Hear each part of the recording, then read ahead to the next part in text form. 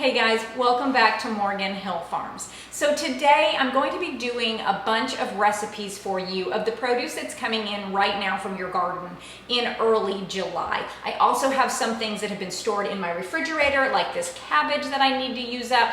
So my hope is that we'll get a few different recipes that we can preserve. I'm not going to get it done in one day, but I'm going to sort of put it together in this video for you so that you get a quick snapshot of what you can do with the things that are coming in right now from your garden. So let's get started. The first recipe that we're starting with today is something known as Chow Chow or piccalilli. Now, Chow Chow in the South tends to be very sweet, but my recipe is not sweet. I do use some sugar, but not the amount that typically you would use in something like this. So the first thing that we're going to start doing is taking 3 heads of cabbage, and we're cutting that into the size that we would want for our final product. I'm kind of just a little bit bigger than a shred here is what I'm doing. I'm taking the cores out of those and getting those in a big metal bowl. When you guys are preserving large amounts of food, a huge metal bowl or a few huge metal bowls are super, super helpful. The next thing I'm doing is I'm taking onions, and I'm gonna take about 7 medium to large onions, and these are white onions. You really want something with a bit of a bite. And I'm gonna dice those up, and I'm gonna add that to my cabbage. And the next thing that we're gonna move on to are peppers. I have a plethora of peppers coming in. Now, this recipe calls for 8 green peppers and 8 red peppers. I had no red peppers, so we're just working with green peppers. I do have a few tiny little red peppers here that are peppercini peppers, so I'm gonna add those in just for a little bit of color, but I'm working with these beautiful green peppers, and we're gonna dice those up just like we did for the onions, and we're going to get that into the bowl as well. And then we're going to use 6 jalapeno peppers. Now, the final product does not really have any spice to it at all, so if you are wanting something that's a bit hotter, I would add a few more hot peppers into this. After you get all of your ingredients into your bowl, you're going to take 3/4 of a cup of salt, and you're gonna go ahead and sprinkle that over the mixture. And you're gonna get your hands in there, and you really wanna mix this super, super well. Now, it really doesn't matter what type of salt you use. I'm using a pink Himalayan sea salt. You could use regular white sea salt. You could use non-iodized salt. Really, anything as long as it is not iodized is going to work perfectly in this recipe. Now, once you've tossed this really, really well, you're gonna set it in a cool place. I typically put it in the refrigerator, and I'm gonna let that sit for at least 8 hours, but really, I let it go overnight, and I just take care of the rest of this recipe in the morning when I get up.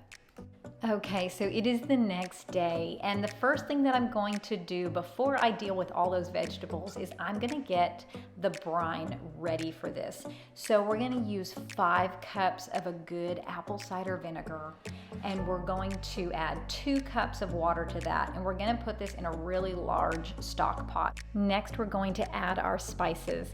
So we have 3 teaspoons of turmeric that we're gonna add into the pot. Next, you're going to add 2 tablespoons of celery seed. You're also going to add 2 tablespoons of ground mustard and 3 tablespoons of mustard seed. Now I'm going to mix that all up and make sure it's nicely mixed, and this is where the sugar gets added in. This recipe originally called for 4 cups of sugar, but I ended up only adding a cup of sugar initially and then another 1/4 of a cup once I tasted the recipe. So 1 1/4 cups is what I use, and this recipe does have some sweetness to it, but it's not super, super sweet. It's still really a delicious relish. This goes really good on hot dogs, on sandwiches. You could put it on pork chops. You can do a whole host of things with this relish. Now we're gonna deal with the vegetables. I do have my brine on the stove warming up. You can see here that as I'm taking the vegetables out of that large bowl, there's quite a bit of water on it. You want to rinse this under cold water extremely well. It's been sitting in all of that salt, and you do want the salt flavor when you cook this, but I guarantee your vegetables are definitely gonna hold on to that saltiness.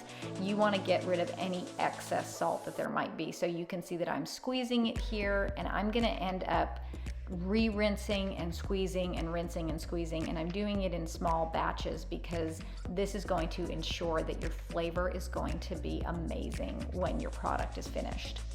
When everything has been rinsed off and squeezed out, if you taste a piece of one of the vegetables, it is going to be very salty, but don't worry. Go ahead and add that into your brine, and you're gonna heat this up to boiling. Once it boils, you're gonna cut back your heat and simmer it for about 5 minutes.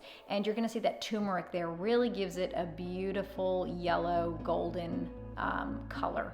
Here it is after it's been simmering for 5 minutes, and it just smells delicious, it tastes delicious, and we are ready to jar this up. So I'm gonna go ahead and do this in pint jars because we have a family of 6. You could also do this in jelly jars if you wanted to have smaller portion sizes, but this will keep in your fridge after you open it. I'm gonna put about a 1/2 inch of headspace, and we're gonna make sure that there is liquid coming up all the way over these vegetables. You just don't wanna add in the vegetables without any brine. If you find that it looks kind of dry in your jars, you can always mix up a little additional brine or just add a little apple cider vinegar into that just to top off those. So a 1/2 inch of headspace, and we will get these in our water bath canner for 15 minutes for pints. Now, if you wanted to do quarts, you could do 25 minutes, and the recipe never said what to do jelly jars at, but I do have one here that I had a little left over for. I just went ahead and did that at 15 minutes, and it came out just fine. So next on the list are going to be tomatoes. I have 200 tomato plants here. I have 2 rows in each of my 70-foot rows, so I have 4 70-foot rows of tomatoes. Most of these are Roma tomatoes, some of them are a beefsteak style, and some of them are even cherry tomatoes. So we're gonna start by harvesting all of the ripe tomatoes off of these plants. Let me just take a moment and show you the differences in some of the tomatoes. This tomato on the left is an Amish paste tomato. You can see that it has some splitting up at the top. The tomato on the right is a hybrid tomato, and that one looks very, very pretty. You can also see here I have an Amish paste tomato in my left hand and a San Marzano tomato in my right. You can see the huge size difference on these, as well as the San Marzano has a little bit of blossom end rot. They tend to be plagued by that. These next ones are a hybrid beefsteak in my left hand. That one looks beautiful. And then I have a Brandywine tomato in my right hand. It's a bit more pinkish, but you can notice the splits up at the top. So there's just a quick rundown of some of your hybrid and some of your heirloom tomatoes. And you can see it was really hot here. And when I went ahead and weighed this, that was 40 pounds of tomatoes, I believe. We're gonna look at the scale and see what it says, but gosh, do they look beautiful. 41.4 pounds of tomatoes this day. So the first thing that I do when I get up to the house with this bus bin of tomatoes is I lay them all on my laundry room countertop. If I kept them in the bin, they would rot very quickly. Just the weight of the tomatoes on top of one another would sort of crush them and bruise them, and they will not last very long at all. So we're gonna lay these all out, and then I will pull the ripest ones and I will work with those to make our salsa. So this recipe is called Roasted Tomato Lime Salsa, and it is from Foolproof Preserving. This salsa recipe is so fresh and so delicious, and the lime juice just gives it such an authentic flavor. This is my go-to #1 most delicious salsa recipe I have ever made. So the first thing that I'm doing is I'm measuring out 10 pounds of mostly Roma tomatoes here. Roma tomatoes don't have as much liquid as your beefsteak tomatoes, so that's going to make for a thicker, less watery salsa. And I'm actually quadrupling this recipe. The original recipe only calls for 2.5 pounds of tomatoes, but I want to get a lot done at one time. So once we've measured it out, we're going to take these tomatoes and we're going to cut them in half lengthwise, and we're going to take the cores out of these. We're gonna lay them down on a baking sheet with the flesh side down, skin side up, and I'm just going to roast those. I'm going to put them in my oven with the broiler on, and once the skins are blackened enough, I'm going to go ahead and pull those right back out, and then we'll get working on the rest of our vegetables. The next ingredient we're going to work with are onions. So you will need 4 onions if you're doing 10 pounds of tomatoes. And I'm using a mix of white onions and yellow onions that are a little bit sweeter. The white onions do have a bit of a bite, and the yellow onions are a bit softer. So I like to use a mix. And some of them are really large, and then you'll notice I have a couple medium ones and then one really small one. We're gonna have these, and then we're gonna go ahead and put these in the oven and roast them as well. And you'll see images of all this stuff come out of the oven so that you know how roasted I do them. Next, you are going to need 24 cloves of garlic.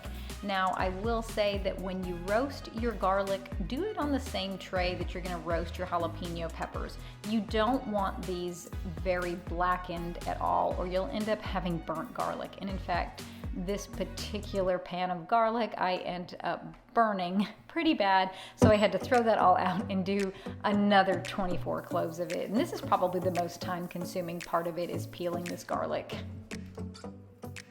Moving on to jalapenos, I'm using 20 jalapenos. If you like your salsa spicy, you are free to do however many hot peppers you want. I have even doubled it and found that it is not incredibly, super hot where you can't eat it. So you can do this part based on preference. So the first thing I'm gonna do is use gloves here because your hands will be burning if you don't. And we're gonna get the tops cut off, cut them in half, and then we're going to take most of the seeds out. If some of the seeds are still hanging around, that is okay. I don't typically have a lot of seeds in there, but it will add a little bit to your spiciness. And you're going to put these on the same tray as your garlic, and you're going to get these roasted as well. Now let's go back to our tomatoes that have been roasting in here. When you pull those out, I kind of put them on the counter and let them cool a little bit so that I can touch them. And I end up taking off about 1/2 to 3/4 of the ones that are most burnt. One thing with this recipe is that if you leave on all of the skins, you're gonna find that you get quite a bit of black skin in your salsa, and it's not always super appealing to have that. You do definitely want the roasted flavor, so do leave some of that in there, but we just tend to pull off 50 to 75% of the really black skins there. And here is the garlic that I told you that I burnt. I'm gonna end up just tossing this into my chicken bucket, and I will peel 24 more. You really just want it slightly golden. You do not want any black on your garlic because it'll just taste horrible. So we're gonna throw this away, we'll get some more done, and then we'll be on our way. Once all of your vegetables are roasted, you are going to use a food processor. You could even try a blender. I would be a bit careful with a blender to make sure that you don't completely puree your salsa, unless you really like it like that. That's an option too. So with the food processor, you're going to start to add in all of your ingredients, your garlic, your jalapenos, your tomatoes, and your onions. Now I do leave some of the tomatoes last. I will blend them up originally with the other 3 ingredients, and then I'll just have tomatoes left. That way I can make it a little bit chunkier if I want, but no one really is gonna want a huge chunk of garlic in their salsa, so I like to make sure that that is chopped up pretty finely. So continue chopping everything in your food processor or blender until all of your ingredients have been chopped up to the consistency that you like. Okay, now here's a real big key to this recipe. We are using 100% lime juice from Santa Cruz.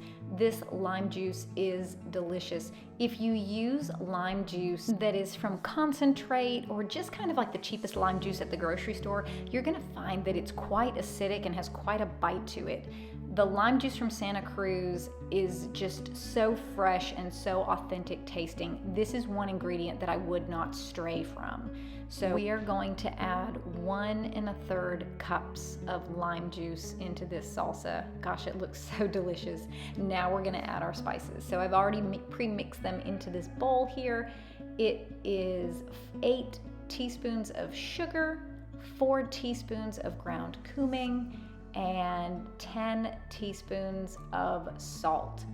And we're gonna mix that up really, really well. And then we are going to add in our final ingredient, which is 8 teaspoons of chopped fresh cilantro. I actually do probably double that. I just think it looks beautiful when I stir it, and it just gives it that fresh taste. I have heard of a lot of people really don't like cilantro, so if that's you, you could just leave it out and you're still gonna get a really delicious salsa. So we're gonna go ahead and heat that up, and we're gonna get that to boiling. Then we're gonna decrease our heat, let it simmer for a little bit until it's the consistency that you want. And we're going to put these in pint jars.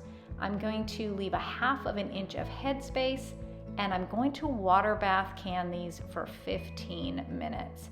And these are going to be eaten up very quickly. We have actually already jumped into our 2024 salsa that we've just preserved. The kids are already digging into it, so I'm probably going to end up doing about 70 pints of salsa this year. Okay guys, so that is going to be it for today. As I started making this video, I added in so many preservation recipes, and it was over an hour worth of content, so I'm going to break it up here. But don't worry, we have tons of preserving videos coming up with peaches and amazing things I'm making with those. I don't want to give it away. We've got blueberries, blackberries, a ton of things that I'm doing with tomatoes and all of those things. So keep your eye out for those videos. And guys, if you liked this, please like, subscribe, and share. And thank you so much for watching, and we will see you in the next video.